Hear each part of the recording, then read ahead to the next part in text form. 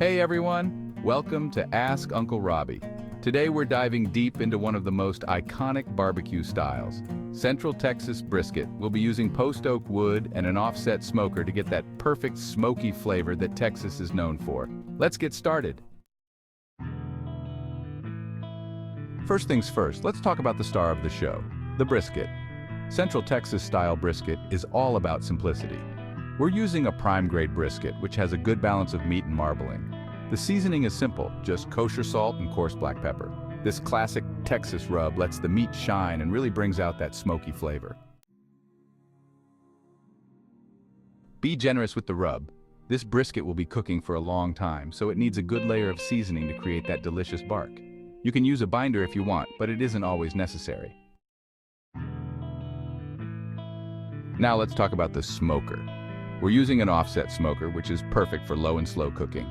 The heat and smoke travel through the chamber, surrounding the brisket and cooking it evenly. And for the wood, we're going with post oak.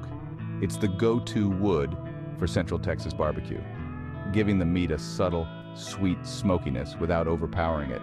Just make sure that it's seasoned. You want to keep the fire clean and steady. Aim for a temperature around 225 to 250 degrees Fahrenheit, or 107 to 121 degrees Celsius. This low and slow method is key to breaking down the connective tissues in the brisket, making it tender and juicy. Just remember that it could take you 30 minutes to an hour to get the temperature exactly where you want it. Don't rush. Good brisket is all about patience and time. With the smoker ready and holding steady at around 250 degrees Fahrenheit, it's time to put the brisket on. Place it fat side up so the fat can render down into the meat as it cooks. We're looking at a cook time of around 10 to 14 hours, depending on the size of your brisket. Again, patience is key here.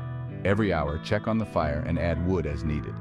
You don't need to open the smoker too often, just let the smoke do its magic. You may notice that the brisket has reached what's called the stall. This is a condition where cooking stops. This means it's time to wrap your brisket in peach butcher paper. Some use aluminum foil, and either way, this is known as the Texas crutch. I recommend the butcher paper. Before you do that though, make sure you have some beef tallow on hand. Roll out enough butcher paper to wrap the entire brisket tightly. Take a scoop of cold tallow and put it down on the paper. Place the brisket fat side up on top of the tallow and wrap it tightly. Then put it back on the smoker until it reaches 195 to 200 degrees Fahrenheit. Pull it off the smoker and rest it in a Cambro or repurposed cooler or even in the oven for between 1 and 3 hours. This allows the juices to redistribute in the meat. Now comes the best part, slicing into the brisket. Start with the flat, slicing against the grain to get those perfect juicy slices. And don't forget the point, the fatty end is packed with flavor. This is what Central Texas barbecue is all about. Smoky, tender, and full of that pure beef flavor. Whether you're new to smoking or a seasoned pitmaster, this method will give you a brisket that's sure to impress. Also, don't worry if you don't get it exactly right the first time. The worst that can happen is that you make a brisket that's better used sauced, chopped, and put down on a bun. Thanks for joining me today. If you enjoyed this video, give it a thumbs up and don't forget to subscribe for more tips, tricks, how-tos, and recipes. Until next time, be excellent to each other.